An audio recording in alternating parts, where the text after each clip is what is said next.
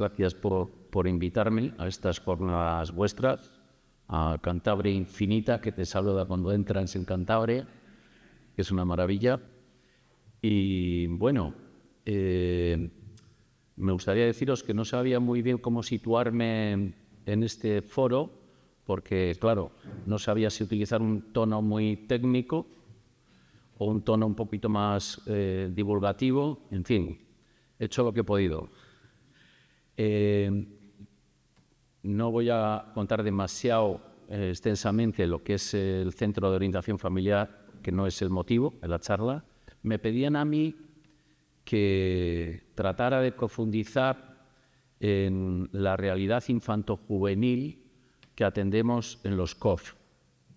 Digo en los COF porque, claro, hay muchos centros de orientación familiar, ¿no?, repartidos por todo el Estado, ¿no? Y bueno, yo vengo con una mirada que veréis que es un poquito global, ¿no?, de la situación de la realidad de la infancia, la adolescencia, juventud, porque es que metemos en un saco muy grande a edades comprendidas de manera muy extensa, ¿verdad?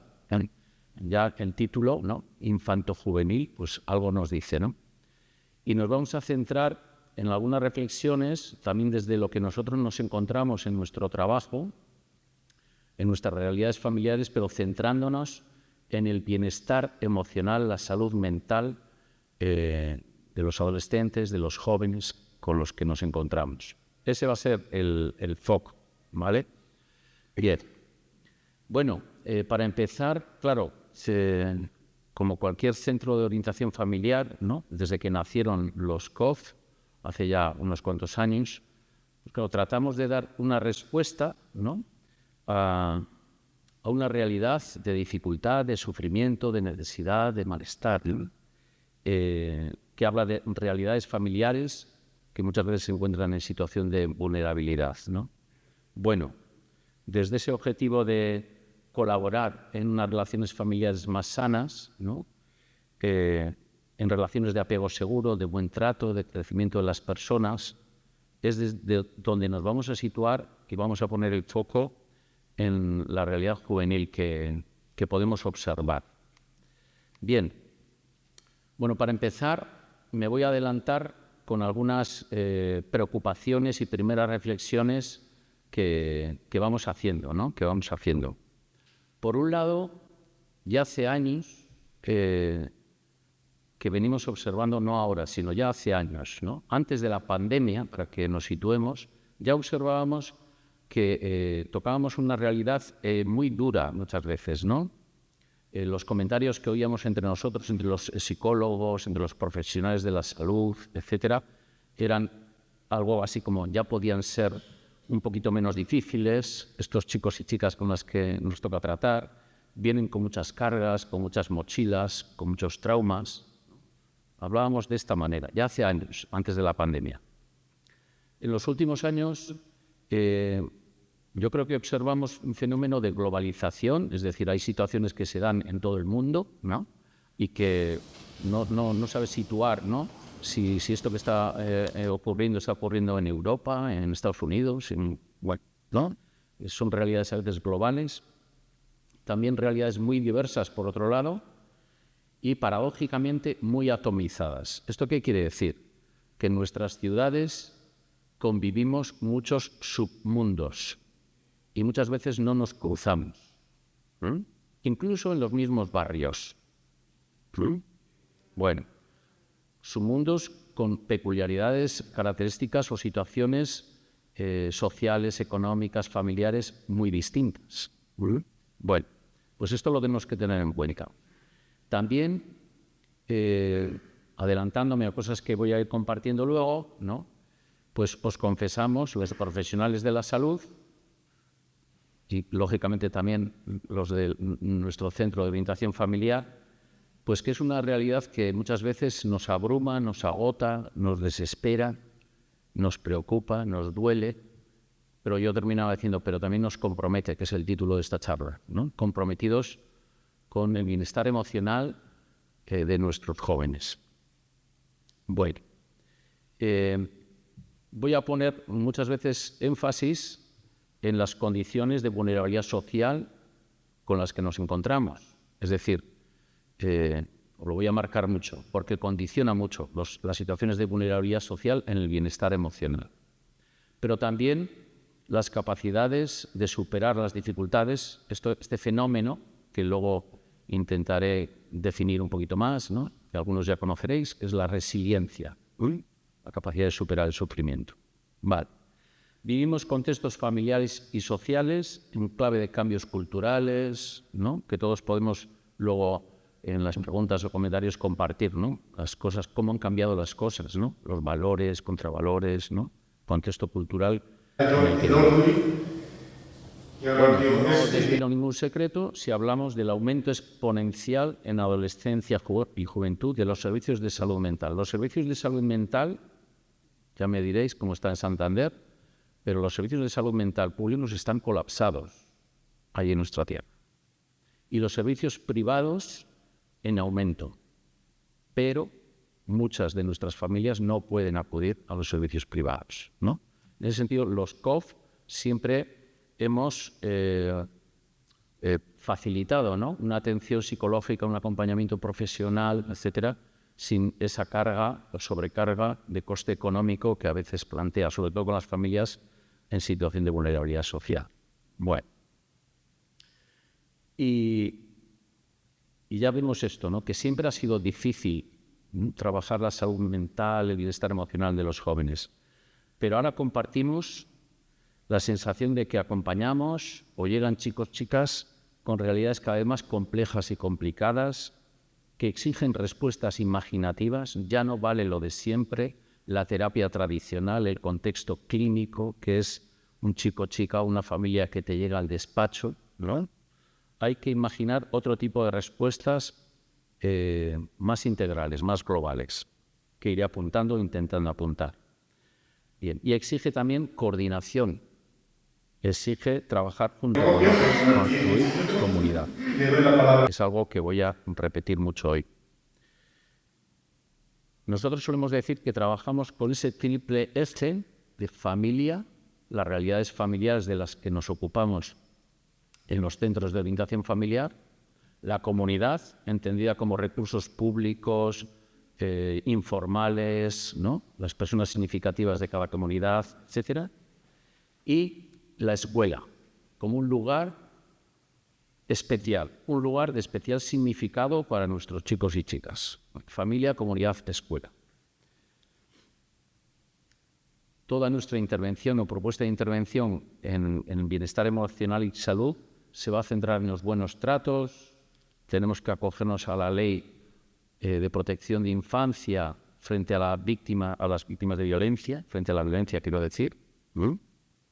Entonces, la LOPIVI, que tenemos que tenerla muy en cuenta en las realidades que acompañamos. También en la necesidad de crear entornos seguros, ¿no? Las situaciones de abusos, maltrato, ¿no? Cada vez estamos teniendo más en cuenta que hay que crear entornos seguros. En las escuelas se está colocando la figura del coordinador de bienestar emocional. Que alguien, una figura del personal docente, ¿no? Tiene que ejercer, por ejemplo, ¿no? Pero cada vez estamos más preocupados intentando dar respuestas a los problemas de salud mental y bienestar emocional de los jóvenes. Bien, y por supuesto, el trabajo necesario de prevención, ¿no? Con programas de parentalidad positiva, es decir, de capacitación a los padres y madres en el ejercicio de la educación de los hijos, ¿no? Vale, pues estas son las primeras cuestiones que planteo. Voy a pasar rápidamente, pero quería, ¿no?, ofrecer una mirada global, ¿no?, muy rápida. La Organización Mundial de la Salud, digo, para contextualizar, ¿no?, el bienestar emocional y la salud de los jóvenes. Algunos datos que los podéis encontrar fácilmente, ¿no? La Organización Mundial de la Salud publicaba el 10 de octubre del 24, o sea, hace poquito, ¿verdad?, que 1 de cada 7 jóvenes entre 10 y 19 años padece algún tipo de trastorno mental, por ejemplo, ¿no? La depresión, la ansiedad y los trastornos de comportamiento se encuentran entre las primeras causas de enfermedad y discapacidad de los adolescentes. También planteaban que el suicidio es la tercera causa de defunción. nos encontramos con muchos chicos, chicas, ¿no?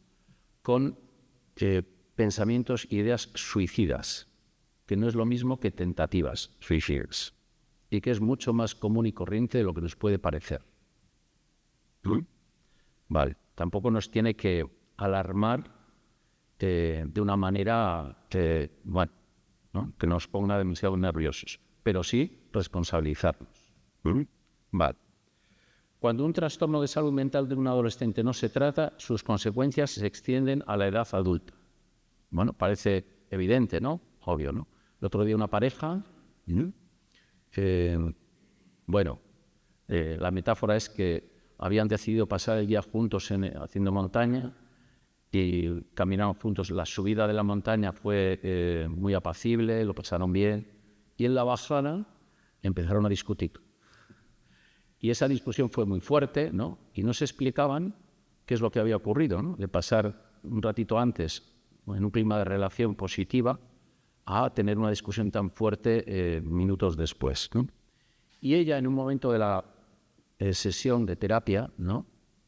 Hablaba de que ella se sentía vulnerable, especialmente sensible, ¿no? En las discusiones y los conflictos, y decía, y lo achacaba a una infancia en la que había vivido con una madre con problemas de alcoholismo, ¿vale? Y con peleas muy frecuentes entre sus padres, ¿no? Entonces, como que esto le había marcado mucho en su infancia, ¿no? Y nunca lo había tratado convenientemente. Y sentía que ahora, en la edad adulta, le limitaba en sus relaciones sanas de pareja. Bueno, pues es un apunte más. Vale, seguimos con alguna mirada más. Desde la Fundación FOESA, que sabéis que trabajan con Cáritas, ¿verdad? Pues ellos hablaban de la relación directa entre las condiciones de vida y la salud mental y el bienestar emocional. Puede parecer obvio, o alguien puede pensar, bueno, no necesariamente, pero se da con más frecuencia, ¿no? Según los estudios. Y que la salud, decían, no es igual para todos.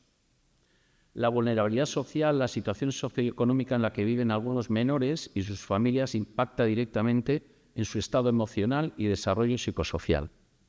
Bueno, pues es otra mirada. Vamos ahora a recoger brevemente también qué opinan los niños y niñas, ¿no? De su propia salud y bienestar emocional, ¿no? Esto es una encuesta, un estudio de UNICEF España en el 23-24. Bien, pues esta es la voz de los jóvenes y adolescentes. 4 de cada 10 adolescentes manifiesta haber tenido o cree haber tenido un problema de salud mental en los últimos 12 meses. 4 de cada 10. Es un dato. Cree. El 36,9% no ha contado a nadie lo que le pasa. Y el 51,4% no ha pedido ayuda a nadie. El entorno cercano suele ser la primera opción a la hora de buscar ayuda y, en primer lugar, sus amistades. Vale. Seguido de la ayuda profesional psicológica. ¿Vale? Parece que falta ahí la familia, ¿no? ¿Dónde está? ¿Se puede hablar en casa de esto? ¿Sí? Depende. Bien. El 60% manifiesta el deseo de mantener en secreto sus problemas de salud mental. Es decir, los chicos, chicas lo pasan mal, pero les cuesta expresarlo, verbalizarlo, compartirlo, ¿no? Se tienen que sentir en un círculo de seguridad muy importante para hacerlo. Más de 4 de cada 10 adolescentes considera que sus problemas de salud mental no son importantes. No saben lo que les pasa o no saben a quién o a dónde acudir. Muchos de los, cuando digo muchos, no sabría decir si muchísimos o si unos cuantos, ¿no? Pero con frecuencia, ¿no? Con frecuencia observamos, también nos pasa a los adultos, pero observamos chicos, chicas que llegan a los servicios del Centro de Orientación Familiar y dicen, joder, ojalá hubiera sabido antes que podía contar con este espacio. Ojalá, ¿no? Y algunos ahora son derivados por sus propios amigos. Ese boca a boca que a veces funciona entre los adultos, ¿no? También funciona entre los chicos, chicas. el rol de los centros educativos en el apoyo de los problemas de salud mental en adolescentes sigue siendo bajo. Luego os hablaré de una experiencia que hemos iniciado no hace mucho. Sobre todo en los cursos diocesanos. Sigue siendo bajo cuando es el lugar en el que más tiempo pasan, junto con el tiempo de familia. Bueno, esto ya os adelanto que es uno de los retos que tenemos en nuestro tiempo y que tiene que cambiar. Bueno, yo quizás hable en este sentido como haciendo afirmaciones taxativas, pero es la pasión que le pongo, ¿vale? Entender que es mi apreciación o mi opinión, ¿eh? Vale. Bien, más chicas que chicos consideran que hablar con personas conocidas sobre sus preocupaciones mejora la salud mental. También dicen que los factores que afectan a su autoestima, como el bullying, etcétera, son percibidos como los más perjudiciales para la salud mental. Esto sí que está muy mediatizado, ¿verdad? Hemos oído hablar del ciberbullying, internet, estas cosas, ¿no? Vale. Bien, por no extenderme mucho, simplemente resalto. Únicamente 3 de cada 10, es decir, el 32% de los chicos y las chicas, cree que usar demasiado el teléfono móvil o internet perjudica su salud mental. Bueno, son sus opiniones. Entre los factores externos destacan ser víctima de bullying con un 80% y tener problemas familiares con un 77%. A veces, hoy en día, ¿qué ocurre? Que aquello que está mediatizado es más fácil de verbalizar. Por ejemplo, está muy socializado esto de que hay bullying, ciberbullying, ¿no? Entonces, cada vez da menos vergüenza decir, o compartir, o comentar que estoy siendo víctima de bullying, por ejemplo, ¿no? Pero da más vergüenza, cuesta más decir que tienes dificultades en la familia. Es más vergonzante, más tenso. Sí. Vale. Las redes sociales en la gestión de la salud mental son de uso universal. El 98% cuando se siente mal, se siente triste, piensa que tiene depresión, ¿qué hace? Busca en internet depresión. Igual que los adultos. Me duele el estómago y tal, vas a internet, dolor de estómago y tal, y ya vas con el diagnóstico hecho al médico. No creo que tengo... ¿Sí? Bien. Bueno, pues esto hay que tener mucho cuidado, ¿no? Con ese uso de internet. Vale.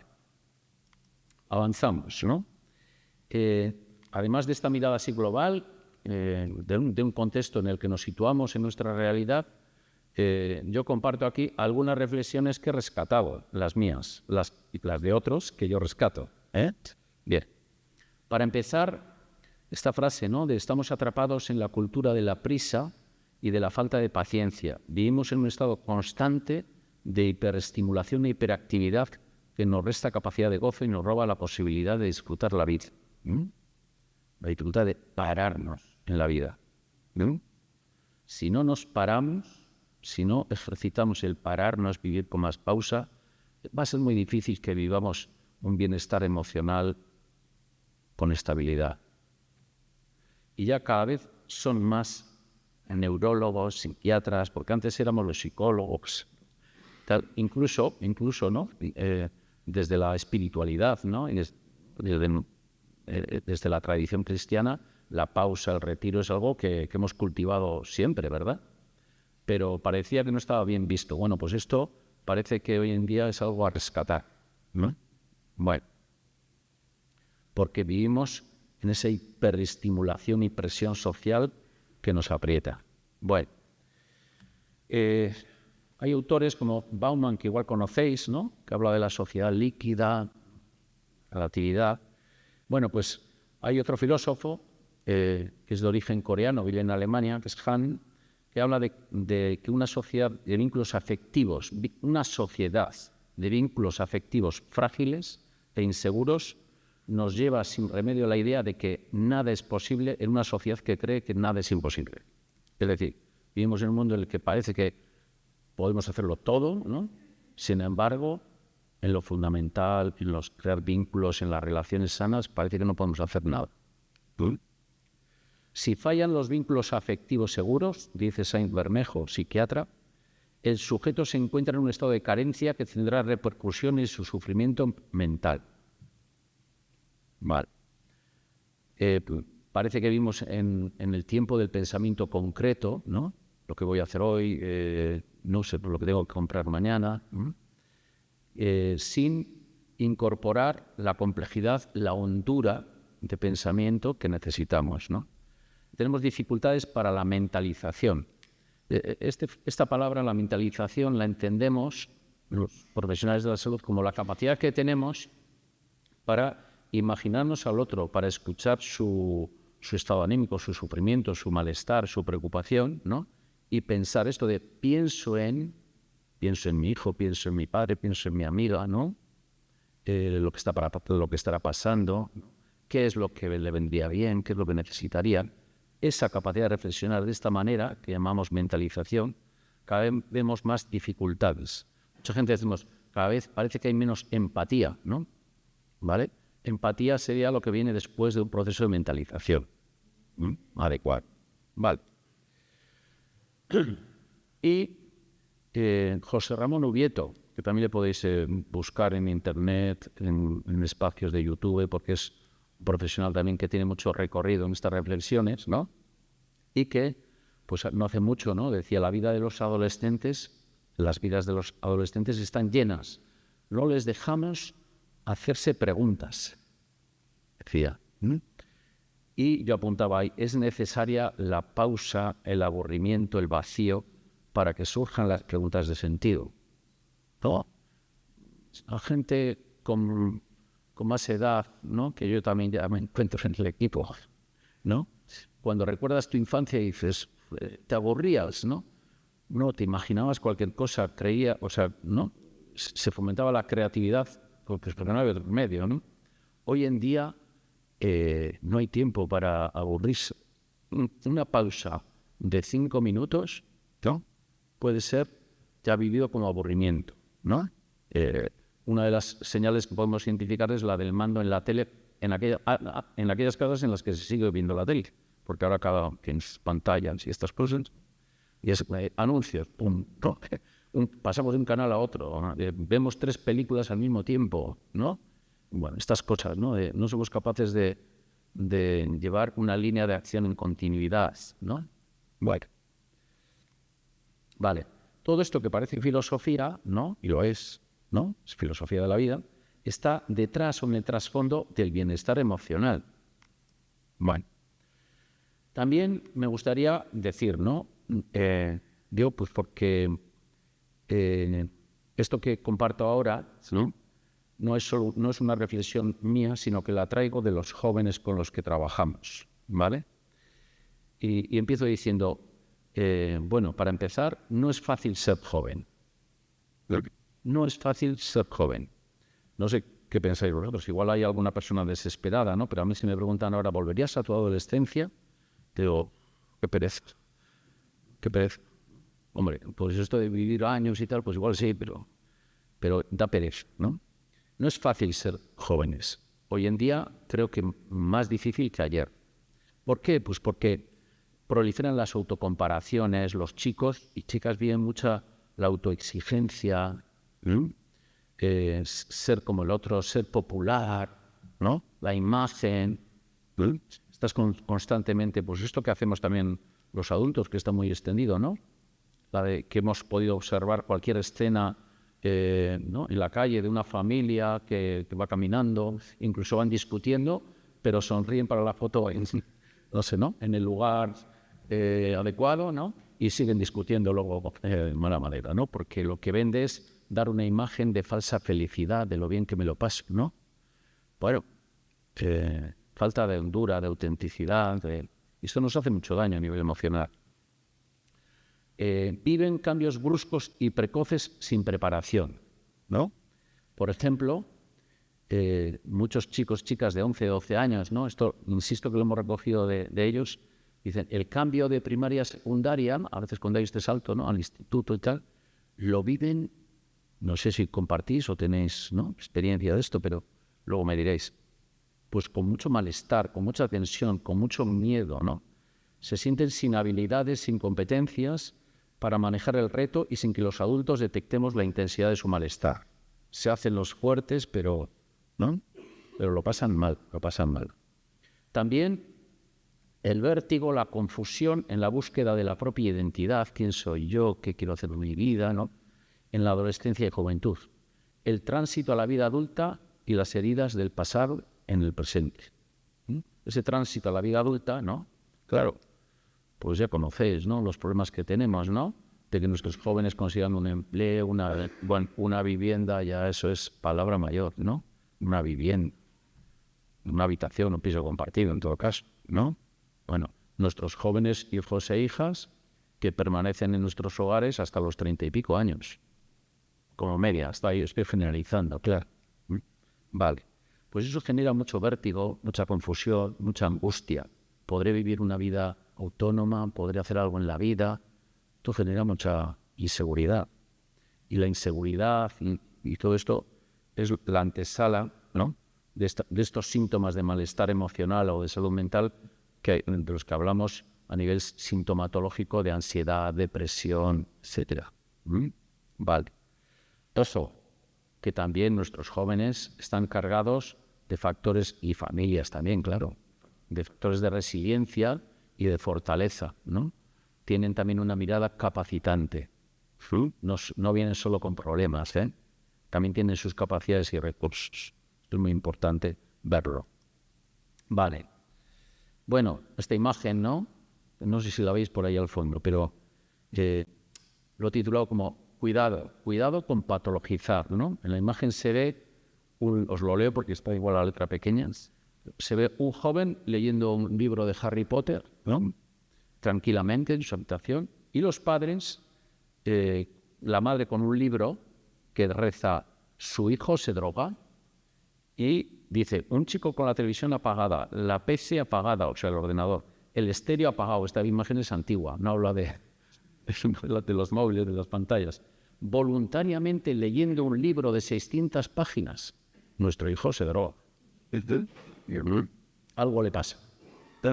Bueno, nos encontramos con muchas realidades juveniles, adolescentes, que leen, que tienen relaciones sanas, cuidado con patologizar. Pues desde esa mirada más global avanzamos a una mirada un poquito más local. Aquí sí que voy a reflejar un poquito la actividad de nuestro centro, un poco, ¿no?, que podemos compartir en parte seguramente de la realidad con el COF de Santander y con otras realidades.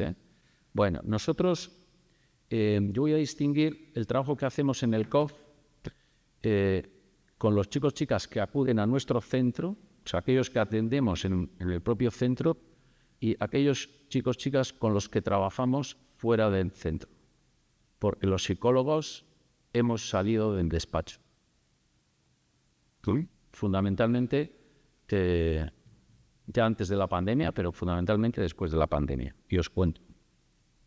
Nosotros, por ejemplo, en el COF de Bilbao, por un lado, atendemos a 100 casos de infancia al año en el propio centro de intervención directa. Trabajamos directamente con los chicos, chicas y sus familias. El 80% son familias sin recursos económicos para acceder a servicios privados. Vemos que son familias, sistemas familiares con muchas dificultades para ofrecer un contexto relacional seguro, con vínculos afectivos sanos, protectores y estables. Claro, podéis imaginaros todas las situaciones que podéis conocer, ¿no? Desestructuración familiar, familias monoparentales con muchas dificultades, separación y divorcio conflictivo, bueno, ¿no?, traumas, duelos no elaborados, etcétera, etcétera. Bueno. También diversas realidades familiares normalizadas y en ocasiones carentes de recursos para poder ejercer una parentalidad adecuada. Es decir, familias aparentemente sin demasiados problemas, ¿no?, pero donde se constata alguna dificultad emocional. Nuestro hijo no sale, ¿no? No sabemos cómo tratarle, se aísla en su cuarto, o en casa es un chico muy apacible y sin embargo de la escuela nos dicen que se mete en peleas. Bueno, entonces acuden con preocupaciones, ¿no? También trabajamos mucho con los padres sin que vengan sus hijos, porque algunos hijos no quieren venir y no les podemos obligar. Pero trabajamos con los padres con lo que nosotros a veces llamamos el hijo imaginario, ¿no? El hijo que nos cuentan los padres. Bien. También en nuestro trabajo, en la realidad infanto-juvenil, incluimos jóvenes de edades comprendidas entre 19 y 25 años. Hasta hace unos años, decíamos, la frontera eran los 18 años, ¿no?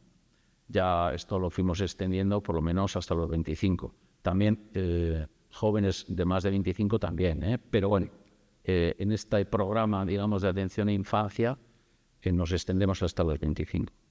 Son procesos de larga duración. ¿Esto qué quiere decir? Que un caso entra y tarda en salir, a veces 2 y 3 años. Son procesos muy largos, muy complejos, muchas veces de atención semanal, porque, bueno, aquí voy a generalizar y quizás sea un poco injusto, ¿no? Pero es que por eso tenemos que reforzar la sanidad pública, porque muchas veces no pueden atender más de una vez al mes a estos chicos, chicas. ¿Sí? Hay algunas excepciones de programas, pero en general es así. También son procesos irregulares y se dan los reinicios. Nos pasa mucho, ¿no? Cuando llevamos mucho tiempo de atención, muchos años ya, ¿no? Hay chicos, chicas que tuvieron un proceso de acompañamiento psicológico 2 años o 3, terminaron y vuelven ahora cuando son jóvenes en el tránsito a la vida adulta, porque les surgen nuevas dificultades, confían en la ayuda, en aquellos que le ayudaron cuando lo necesitaba y vuelven con nuevas demandas. Vale. Y luego apunto finalmente que trabajamos con una perspectiva psicosocial de la intervención, ¿vale? Nosotros ya no trabajamos solos. Intentamos no trabajar solos. Trabajamos con el psiquiatra, con el centro educativo, con el servicio social, con la comunidad, con los agentes sociales, pastorales, con la comunidad. Todo lo que podemos, ¿vale? Porque solos, porque esto no es una cosa solo, la salud mental y bienestar de nuestros chicos, no es solo una cosa de profesionales, de psicólogos. Los psicólogos y los profesionales de la salud tenemos nuestro trabajo, eso sí, ¿vale? Y no conviene confundir roles, ¿no? Pero la comunidad en el sentido amplio, cada uno puede tener su rol. Me gustaría hablar un poco sobre eso más tarde. Bueno, sigo un poquito con ese retrato de lo que vemos en nuestro centro, ¿no? Bueno, acompañamos a adolescentes y jóvenes en soledad, trauma, separación conflictiva, duelo migratorio y desarraigo. Primero y segundo. Duelo migratorio y desarraigo. Hay una parte que es el duelo migratorio de aquellos que han dejado su tierra, ¿no? Ahora me estoy centrando en la realidad infanto-juvenil, no en los adultos, porque hay muchas situaciones que conocéis, ¿verdad? O sea, llega la madre o llega el padre, después trae a la familia y estas cosas, ¿no? Pues como conocemos, ¿no? A chicos que les han traído de adolescentes y no se han podido adaptar y se han vuelto a su país con la abuela, porque no se han podido adaptar aquí y han sufrido mucho. ¿Sí? El duelo migratorio por dejar tu tierra, tus amigos, en la infancia y adolescencia, ¿no? Hemos vivido en este país mucho duelo migratorio. Gentes venidas de otras tierras, ¿no? Que han dejado o dejaron sus familias allá. Bueno, pues esa es una primera fase. Y luego está la de segunda generación. Los hijos de personas migrantes, ¿no? Que vinieron aquí en un proyecto migratorio y que ya nacen aquí y que no saben si son de aquí o son de allí. Y viven el rechazo, la desadaptación, la no inclusión. Bueno, vivimos situaciones de estas. Chicos, chicas que han vivido maltrato, abusos, refugiadas solicitantes de asilo, ¿no? Vale. Estos son testimonios. Este es el joven que no comía si no lo merecía. Este es un chico, voy a describir muy brevemente algunos de los casos para que os hagáis una idea. Ahora sí que voy a concentrar en unos cuantos casos distintas situaciones multiproblemáticas, ¿vale? No es el número de problemáticas que más vemos, pero las he concentrado ahí para que veáis cómo algunos chicos, chicas viven estas situaciones pues todas juntas, multifactoriales. Vale. Bueno, este es un joven que actualmente trabaja, bueno, no puedo dar muchos datos, pero trabaja en trabajos de mantenimiento en un albergue, he encontrado trabajo ahí, lleva 4 años y medio aquí. Es un joven que viene de Latinoamérica. Vino él solo. El año de la pandemia aterrizó en Madrid, estuvo 15 días en algo que llaman allí hotel, mientras era atendido, y después en la calle. Y en la calle empezó a observar que en este país nadie salía a la calle, porque estábamos en la pandemia en pleno confinamiento, hasta que alguien se lo pudo explicar. Y vino aquí después de haber vivido una infancia, a ver, voy a ser telegráfico en esto, ¿no? Porque si no se me va el tiempo, pero una infancia en la que sufrió abusos en el seno familiar, en la infancia. Sufrió violencia. La primera vez que vio que mataban a alguien fue a un amigo. Él tenía 5 años y mataron a un amigo suyo adolescente del barrio delante suyo. Su abuela le dio una paliza para que no llorara, porque tenía que ser fuerte. Este chico era miembro de un grupo de 13 chicos, de los que solo ha sobrevivido él. Bueno, pasó más vicisitudes que son... Y finalmente, después del servicio militar, en el que también sufrió un atentado y mataron, bueno, en un país en conflicto bélico, ¿no? Sobrevivió, volvió a su casa y por ayudar a su madre, que tenía un comedor social, que era perseguida por los narcos del barrio, le dieron un par de palizas que casi lo matan, hasta que su madre lo metió en un avión y lo mandó para acá para que salvara su vida. Solicitante de asilo denegado. Y él solo aquí, en este país. Aterrizó en Bilbao, tuvo personas con Roja, Cáritas, que le echaron una mano. Y él inició un proceso de formación para el empleo, etcétera, ¿no? Y bueno, lo que pasa es que este chico, que ahora las cosas le van bien, ¿verdad? Parece ser. Pero sufre mucho. En noviembre mataron a un hermano suyo. No se terminan las tragedias.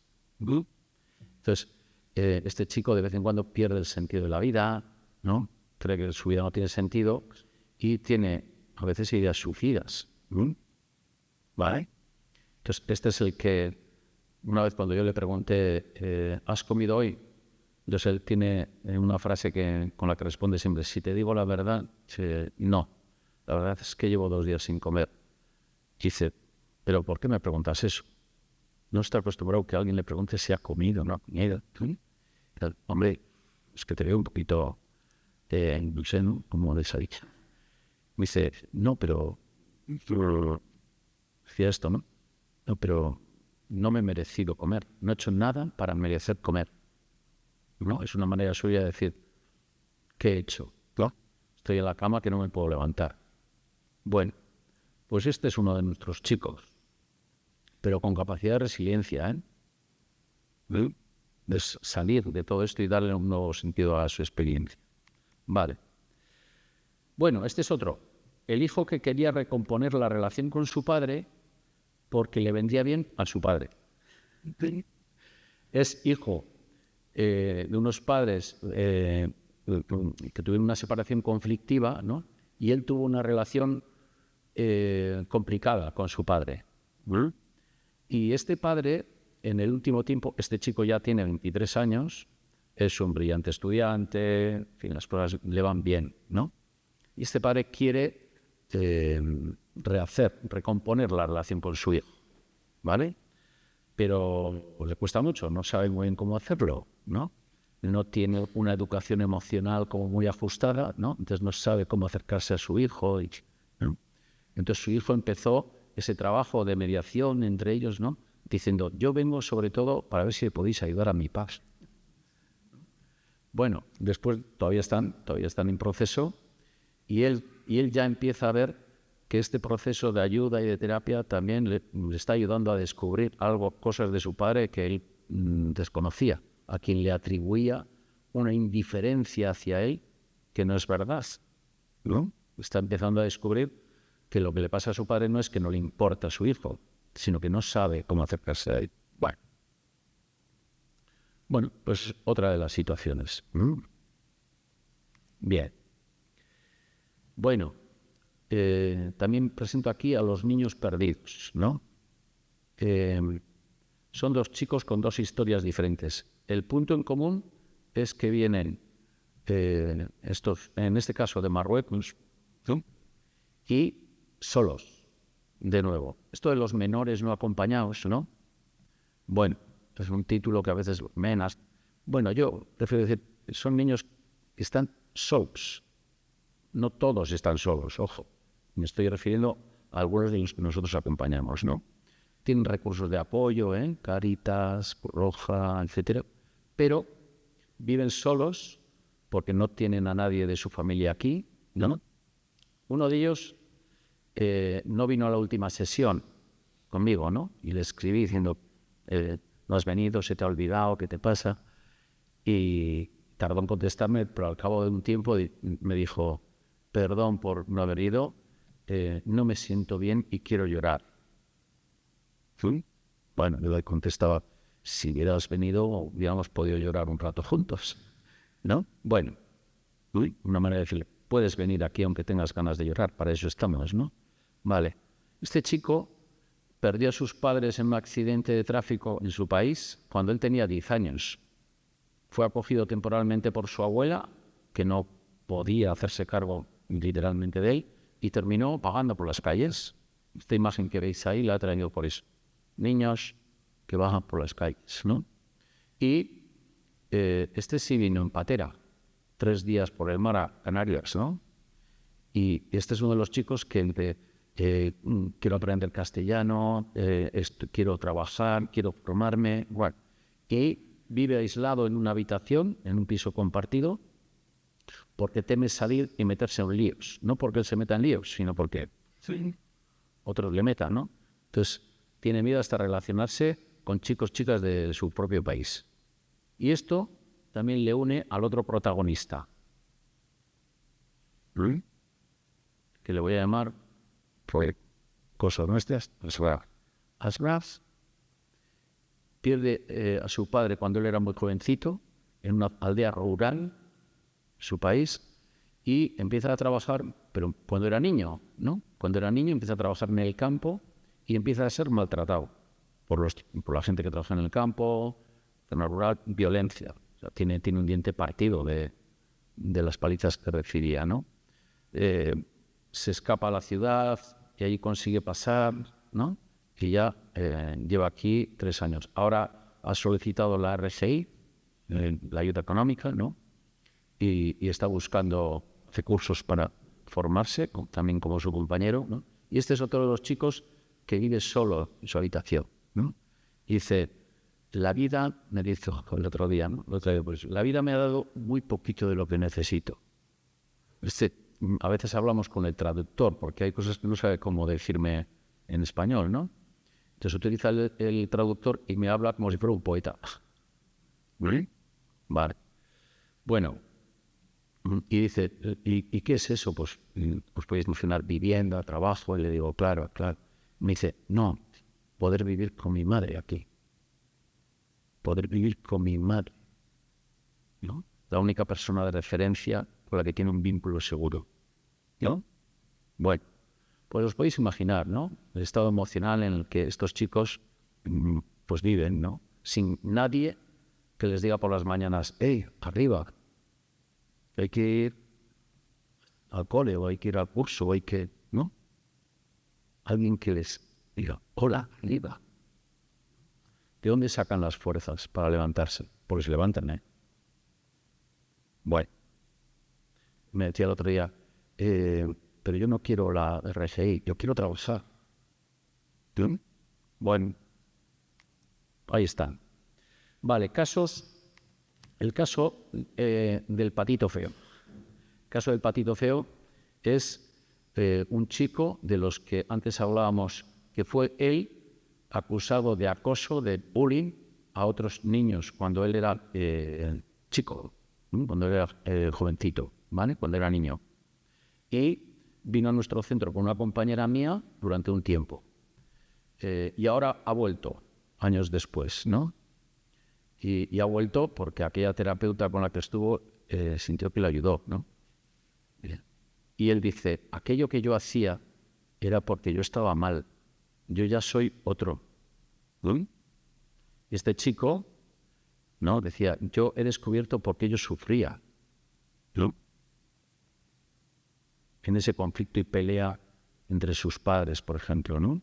Y en un vínculo inseguro, un apego inseguro ambivalente con su padre, ¿no? Con el que apenas siente afecto, cariño de verdad, preocupación auténtica, ¿no? Bueno, hoy en día, este chico, digo que era el patito feo porque ya se ha hecho un cisne, ¿no? Y es súper creativo, hace bellas artes, es un artista, quiere divulgar pues cuestiones que conmigo quería contrastar de educación emocional, bueno, pues con la vida para adelante, ¿no? Y también traigo a las jóvenes luchadoras, porque son dos, que no se conocen entre ellas, ¿no? Una que trajo a sus padres porque la dificultad que vivía es que su madre, ¿no?, se centraba mucho en la relación con ella y no le dejaba vivir su vida, una relación muy fusional, ¿no? Y ella quería salió a estudiar a otra ciudad y vivía con mucho agobio pues la presión de la madre, ¿no? Entonces hicieron un proceso de terapia familiar juntos. Bueno, pues es otro tipo de situaciones que se dan también, que no son tan graves, ¿no?, pero que generan, ¿no?, porque esta madre sufría mucho, ¿no?, pero también la hija le costaba, ¿no?, establecer relaciones con amigas, etcétera, de una manera natural, ¿no? Y otra chica que hoy en día ya es toda una doctora, es médico, ¿no?, que su madre murió cuando era ella niña con una enfermedad y su padre rompió con ella porque ella fue acogida y tuvo una relación más estrecha con la familia materna, la abuela materna, etcétera, ¿no? Y el padre eso lo entendió como una traición, bueno, pues un padre que no se situaba bien, ¿no? Y entonces el motivo de consulta inicial fue, no sé qué tipo de relación tengo que tener con mi padre para yo vivirlo con paz. Bueno, pues son otro tipo de situaciones. Vale, avanzamos. Bueno, otra familia, ¿no? Una madre y 3 hijas.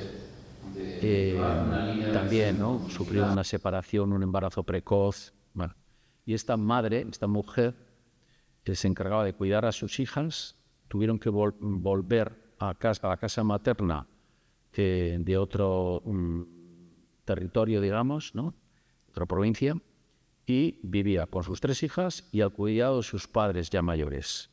Una casa pequeñita, podéis imaginar. Y venían porque peleaban mucho las niñas entre ellas, ¿no?, chicas. Y lo traigo porque esas chicas, esas hermanas, ¿no?, eran maravillosas, ¿no? Tenían un corazón, querían a su madre, ¿no?, pero sufrían mucho, claro, ¿no?, las condiciones de vida que tenían, ¿no? Y cuando les pedí que se definieran unas a otras, ¿no?, les dije, ¿y cómo? Y ellas iban diciendo, bueno, pues esta es la lista, esta es la que tiene éxito con los chicos. Y a la hora de definir a su madre, una de ellas dijo, mi madre es una luchadora. He puesto aquí con la mujer con el puño en alto, ¿no?, porque siempre se levanta, ¿no?, y supera las dificultades, ¿no? Se hablaba de su madre. Bueno, pues era una convivencia difícil. Bueno, pues estas son otras de las realidades que acompañamos y se dan situaciones complicadas. Una de ellas quedó embarazada precozmente, por ejemplo. Son cosas como de libro, que decimos nosotros. Bueno, pues esas situaciones nos toca acompañar. También había duelos no elaborados, en fin. Vale. Bueno, ahora voy a pasar a otra realidad. Os he hablado más o menos como unas imágenes de chicos, chicas que atendemos en el centro, ¿no? Pero hace años iniciamos una experiencia que era el poder empezar a atender situaciones, chicos, chicas, en los centros educativos. Que comenzó una experiencia hace años novedosa, que ha ido creciendo y hoy en día os voy a dar algunos datos, pero bueno. Esto consiste en que el psicólogo sale del despacho, ¿no? Y empieza a hacerse presente en el centro educativo. Una presencia pequeñita, y tal, pero empieza a hacerse presente. Y nosotros ya dudábamos, ¿no? Porque, claro, el centro educativo es un espacio natural, ¿no? De los chicos, chicas, pero ¿cómo iban a vivir la presencia, ¿no?, de un psicólogo, una psicóloga con quien pudieran hablar y estas cosas, ¿no? Bueno, fuimos construyendo como espacios adecuados, dinámicas, poco a poco de relación, de irse conociendo, etcétera. Hoy en día, pues cada vez que va la psicóloga por ahí y dice, oye, que quiero hablar contigo, ¿no? Pues ahí tiene cola las psicólogas, ¿no? Bueno, es un trabajo que hemos iniciado en los centros educativos. Se da atención psicológica individual y también a veces a la familia, pero ahora les explicaré en qué consiste. También a veces intervención grupal en el aula para trabajar algunos elementos de educación emocional, por ejemplo. Y un trabajo de orientación y valoración. En algunos casos solo hacemos orientación y valoración, es decir, detectamos si tienen problemas mayores para que sean derivados a un proceso terapéutico continuado en un recurso público o donde pueda, por ejemplo, ¿no? No hacemos terapia en algunos centros, pero en otros sí. Depende de la realidad de cada centro. Y porque a veces derivar no es fácil. O no puede. Bien. Y también trabajamos asesorando a la comunidad educativa. Bueno, más o menos este es el planteamiento. Esto, yo no sé si aquí en Santander existe esto. ¿No? Tampoco en Bilbao. Esto es hasta hace poco, hasta hace poco no existía. Estas son experiencias que se están iniciando, ¿no? Vale. Bueno, os he colocado un poquito este gráfico aquí para hablaros. Por una parte, tenemos un programa, una experiencia de trabajo en 10 centros educativos, de presencia en el centro, y es irregular. Hay centros en los que estamos 5 horas semanales y hay centros más grandes y que tienen recursos y tal, donde estamos 22 horas semanales, por ejemplo. Vale. Y estas experiencias las gestiona el centro educativo con las AMPAs, las asociaciones de padres y madres de la escuela. ¿Vale? Son centros públicos, concertados. ¿Aquí concertada? Y sí. Bueno, público y concertada, ¿no? Y las AMPAs reúnen a veces dinero, buscan subvenciones para pagar este servicio en el centro, por ejemplo, que se coordina desde el propio centro educativo. Bueno, por ejemplo, ¿no? Vale. Con alumnado de primaria, secundaria y bachillerato. Vale. Es un trabajo en red y en coordinación con la comunidad educativa y los recursos sociales y comunitarios. Hay casos en los que, bueno, pues tenemos que ponernos en contacto con el psiquiatra. Por eso os he dicho esto de intentamos ya no trabajar solos, ¿no? O con los servicios sociales. Vale. Este año pasado hemos trabajado con 200 casos de intervención directa en estos 10 centros y 400 casos de intervención indirecta. ¿Qué quiere decir esto? Que hay trabajos de chicas con los que trabajamos directamente y hay otro grupo con los que no trabajamos directamente, pero la profesora, orientadora, no nos pregunta, joder, estoy viendo a un alumno pues de esta manera, le veo triste, ¿cómo podría acercarme a él? Pide asesoramiento a la psicóloga, ¿no? ¿Vale? Bien. También nos pasa que hay un cambio generacional en el mundo educativo. Por lo menos allí, ¿no? Supongo que aquí también, me parece a mí, porque ya se están jubilando, ¿no? Las profesoras, profesores, ¿no? Que empezaron en la enseñanza hace ya unos cuantos años. Entonces están incorporando pues jóvenes, ¿no? Maestros y maestras. También las terapeutas son jóvenes, ¿no? Y a veces yo les digo, tranquilas, porque vais a ir al centro educativo y os vais a encontrar con profesores de vuestra edad. Tendréis que arrimar el hombro juntas para acompañar a estos chicos y chicas. Vale. Bien. Luego, la otra experiencia es un programa concreto que se llama, en español sería algo así como Sanando. En euskera es Osatus, pero Sanando. Este programa es especial. Se trata de trabajar con 100 casos al año y son chicos, chicas ya con un trastorno de comportamiento grave, ¿vale? Con alguna dificultad emocional severa. Se seleccionan en los propios centros, ¿no?, los casos, y es un programa anual, ¿no? Dura un año. Entonces estos chicos, chicas tienen un terapeuta 5 horas a la semana en el centro educativo, ¿vale? Y el trabajo del terapeuta consiste en acompañar a estos chicos a hacer terapia, ¿no? Claro, hay que construir espacios adecuados en los centros educativos, ¿no? Al principio empezábamos a atender pues en una esquinita ahí del despacho de la directora y cosas así, ¿no? Pues hay que construir un espacio adecuado. Bien, este programa sí es de titularidad pública, ¿sí? Y hay un consorcio de educación y también de acción social que lo gestiona, ¿vale? Nosotros lo que hacemos es el trabajo profesional, digamos, ¿no? Vale. Son alumnado de primaria y de secundaria, y también consiste el trabajo en crear estructuras en el propio centro, mini equipos, que sean capaces de acompañar a estos chicos, chicas en las situaciones menos graves, ¿no? Para que sepan a veces pues reconducir, ¿no? Pues, un chico que se ha alterado y se ha puesto nervioso y se ha puesto agresivo, ¿no? ¿Qué pautas puedes seguir para contener esa situación, etcétera, etcétera? Va. Y para tratar también con la familia, estas cosas. Bueno, y hemos iniciado ahora un proyecto piloto en 5 centros, ya con la presencia de una psicóloga 15 horas a la semana en el centro. Ya son palabras mayores. Bueno, posible que esto no fructifique, porque esto significa una inversión económica muy potente, ¿no? Pero cada vez vemos más claro que ese es el futuro, que tenemos que ofrecer recursos de apoyo psicológico, de tipo psicosocial al menos, no necesariamente psicoterapéutico, en los centros educativos.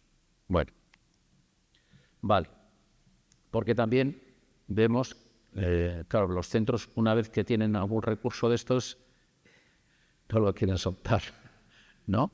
Ya nos dicen, es que no sabríamos ya qué hacer sin este recurso, ¿no? Bueno, hay una frase que nosotros utilizamos, ¿no? Que hay que hacer un esfuerzo muy grande para entender, o sea, de entender lo que les pasa para poder atender. Entender para atender. Claro, también nos pasa a nosotros, los profesionales, nos hemos tenido que formar mucho en estos años en servicios especializados como traumaterapia, por ejemplo, cómo acompañar situaciones de trauma severo. Bueno, pues eso no se aprende en la carrera de psicología. Hay que especializarse en eso y es una formación exigente. Vale. Bueno, entonces se trata de acompañar al profesorado en situaciones familiares complejas, en las valoraciones de gravedad y toma de decisiones, etcétera. Bueno, la coordinación con la comunidad, las situaciones de crisis, ¿no? O sea, hay acontecimientos, por ejemplo, el fallecimiento de un niño en la escuela, ¿no? Cómo acompañar esa situación de duelo a los grupos, a las familias, al profesorado, ¿no? Bueno, son situaciones que intentamos acompañar también desde el Centro de Orientación Familiar. Vale. Bueno, por eso voy a ir un poquito rápido, Floren. Ya. Estamos ya en la hora. Vale. Simplemente que detrás de los problemas de comportamiento y dificultades, ¿no?, que observamos a nivel de síntomas, ¿no? Hay problemas de ansiedad, depresión, esto lo oímos muchas veces, ¿no? Aislamiento social, situaciones de violencia, trastorno mental grave. Detrás de todo esto, no, hay una capa más profunda, ¿vale? Que son la presión social, los conflictos a nivel familiar, las dificultades de autoestima, las dificultades de afrontar las exigencias de la vida, ¿no? Todo eso que está ahí detrás. Los jóvenes en ese largo tránsito a la vida adulta. Bueno. Las relaciones sociales, esto les preocupa mucho a los chicos, chicas. Las relaciones entre iguales, ser aceptado, ser rechazado. Vale. Las demandas también relacionadas con el plano afectivo sexual, que muchas veces están confundidos, desconcertados. ¿Cómo acompañar todo eso? Bueno, si os parece, ¿no? Voy a pasar en 2 minutos, ¿no? Así como en titulares, ¿no? No me voy a extender. Luego en el diálogo, si queréis, me extiendo más, ¿no? Pero aunque sea, como he traído las imágenes, las pongo, ¿vale? Simplemente, telegráficamente apunto algunas convicciones, aprendizajes y claves de acompañamiento que intentamos tener presentes en nuestra intervención, ¿no? Primero, que la persona es territorio sagrado y en la vida de las personas hay que pedir permiso para entrar, ¿vale? Y esto vale para profesionales, psicólogos, como para cualquier persona de la comunidad. Vale. ¿Esta imagen la conocéis? Sí, ¿no? Esta ha sido muy clara. Muy bien. También la importancia de construir la resiliencia, que es la resistencia al sufrimiento. Y el impulso de la reparación psíquica que nace de esa resistencia. Decía uno de los padres de este concepto, que es un psiquiatra, Boris Cyrulnik, ¿no? El que fue en su momento director de la Oficina de Infancia Católica, director de la Oficina Católica de Infancia en Ginebra, Stefan Van Standel, ¿no? Él una vez me hablaba de la experiencia que ellos habían tenido localmente en Ginebra, en Suiza, de lo que él llamaba una amistad organizada, ¿no? Esto de que la comunidad puede ser elemento de apoyo para los chicos, chicas, ¿no? Y hablaba de una amistad organizada, ¿no? Bueno, de acompañar, familias que acompañan familias, ¿no? Decía, bueno, cómo es importante trabajar la red de contactos, la familia, los vecinos, ¿no? Como en la base, también en la planta baja la capacidad de descubrir sentido, coherencia, autoestima, aptitudes, humor. Bueno, él tenía una metodología concreta con la que trabajar esto, ¿no? Construir entornos seguros, que los niños se puedan sentir seguros, ¿no? También vínculos, la importancia de crear hoy ya lo dice todo el mundo, ¿no? También el análisis de los estudios de Foesa lo decía, ¿no? Lo fundamental es construir un mundo de relaciones y vínculos, ¿no? Entre las personas, ¿no? Más allá de las necesidades materiales que muchas veces hay. Bueno, las relaciones de buenos tratos, los cuidados mutuos, la educación y expresión emocional. En todo esto tenemos que ir educando a nuestros jóvenes. ¿Bien? En la capacidad de contarnos las cosas, de saber que alguien me puede escuchar. Tenemos que crear contextos donde esto sea posible. Vale. Bueno, vengo a abundar un poquito en esto, en facilitar vínculos y relaciones sanas. Estos chicos de los que os he hablado antes, ¿no? Están solos. Hace poco se han iniciado en un grupo que lleva Cáritas allí en Bilbao, no sé si aquí existe, que se llama Namaste, que es un grupo de tiempo libre para jóvenes que lo dinamiza una educadora, y que trata de construir relaciones entre iguales de chicos y chicas que están solos, ¿no?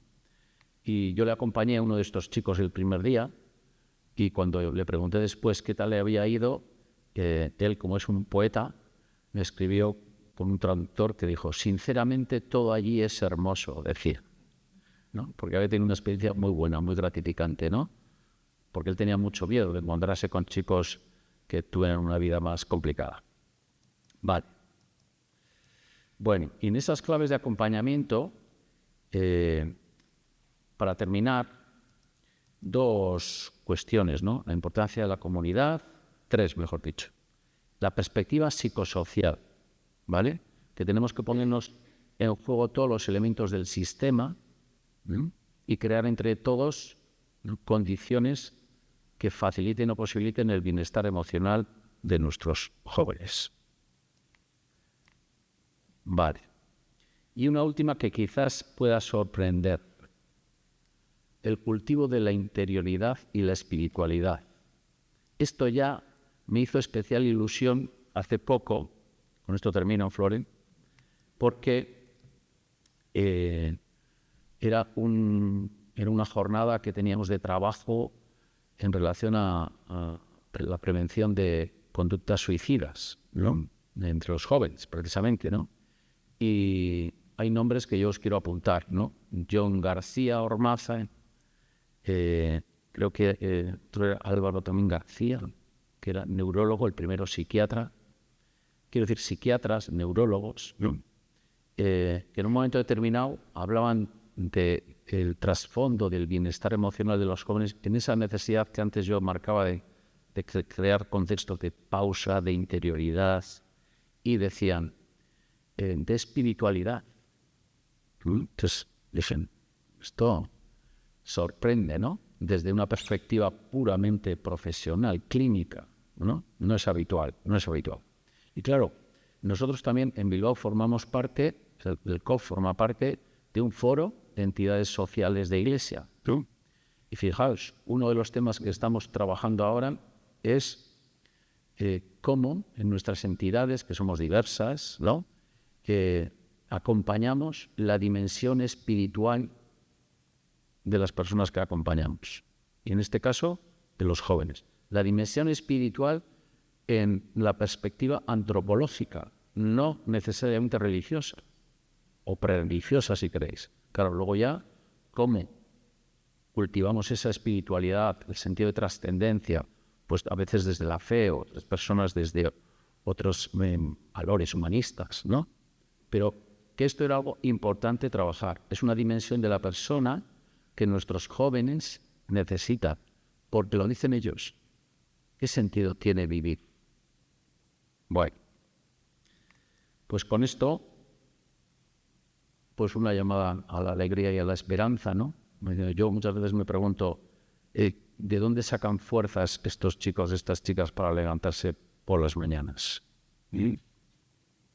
Bueno, pues no sé si lo sé o no lo sé. Vosotros me diréis. Y cultivar la esperanza, ¿no? Que cuando acompañamos a estos chicos, chicas, ellos no se olvidan. Ya seguro que os ha pasado a muchas personas, ¿no? Que igual hemos acompañado durante un tiempo algunos chicos, ¿no? Hace poco me encontré con uno y que no le había visto en muchos años, ¿no? Este chico vino a nuestro centro porque entre las medidas judiciales que tenía por violencia filioparental era hacer terapia, ¿no?